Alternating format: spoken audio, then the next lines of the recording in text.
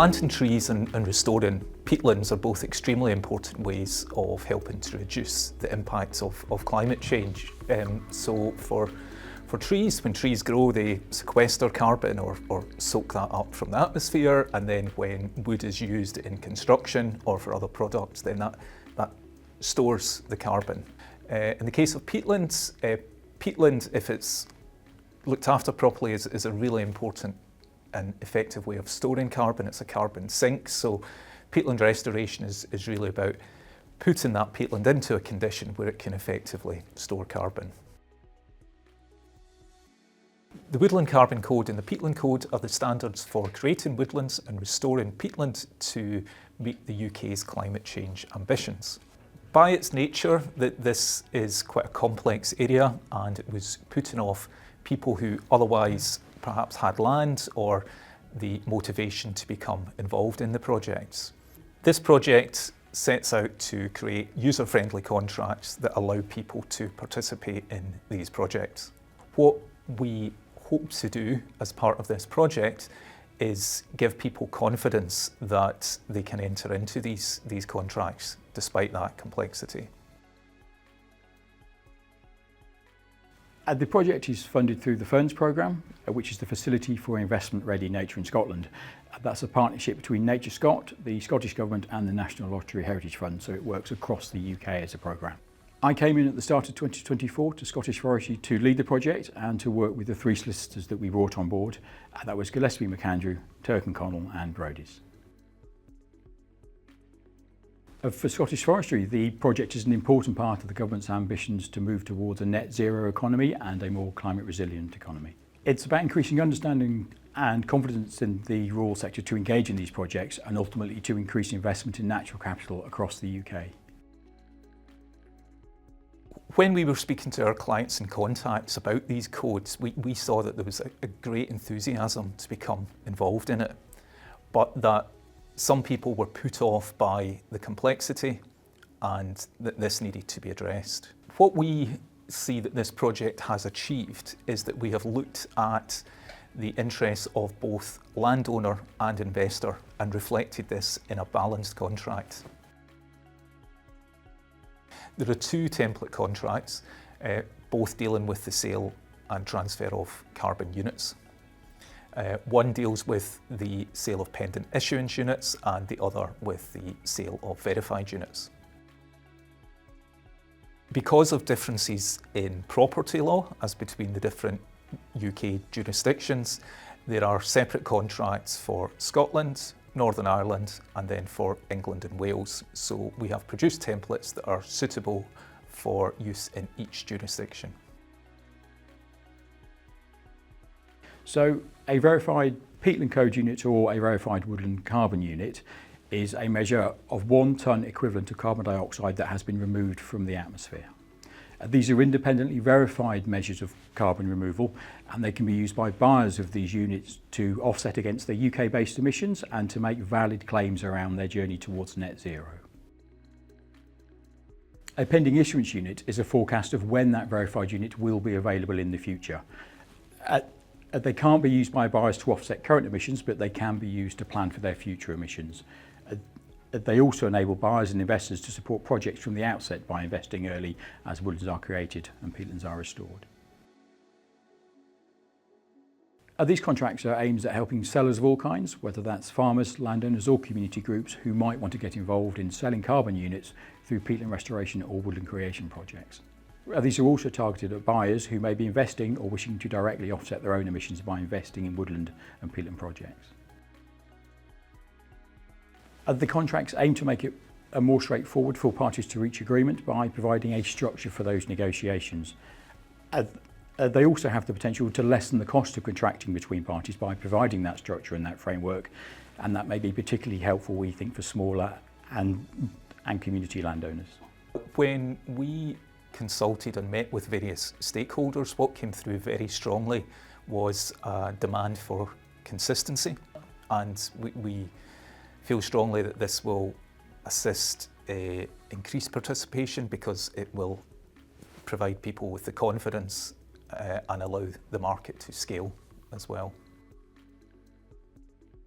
We know that as a country we need to be planting a lot more trees, and that's for a whole host of economic and environmental reasons.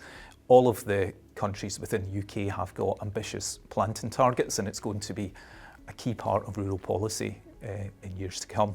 There is also a strong focus on peatland restoration, and we can expect to see that continue as well.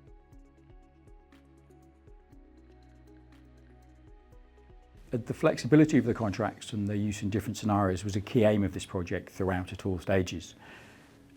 We've endeavoured to make the contracts able to be used at any stage in the project's life, right from the outset and all the way up until the point at which the verified carbon units are issued.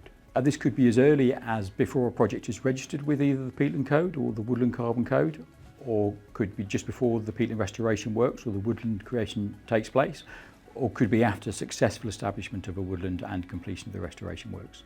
The contracts can be used where a project is being carried out by a tenant with the landlord consent.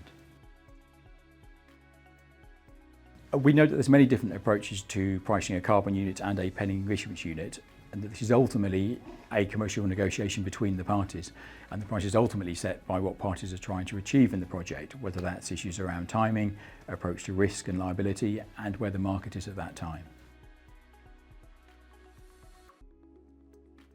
The contracts try to help with the negotiations by providing a structure to set that price, to describe how that price is set out. It allows for prices to be fixed either in time or to vary over time, and it also allows parties to structure how that payment will be made as to whether that's in all up front or instalments over the long life of a project. We found that this sharing of risk was perhaps one of the most contentious issues that arose and was actually one of the barriers to participation, particularly from the landowner side.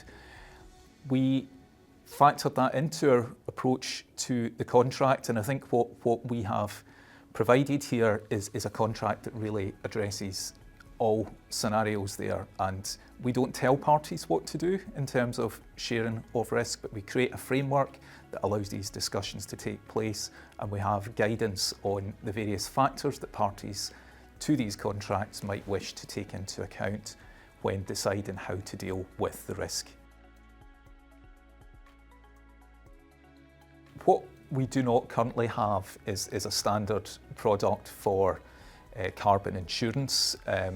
I suspect we will get there. It's something that the insurance market is very focused on, but as things stand, that isn't a standard requirement in these contracts, and we've reflected that.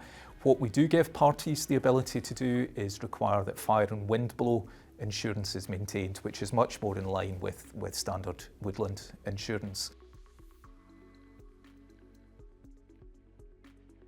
Consistency and confidence is important, and that could be affected by changes in the codes or the law that underpins those codes.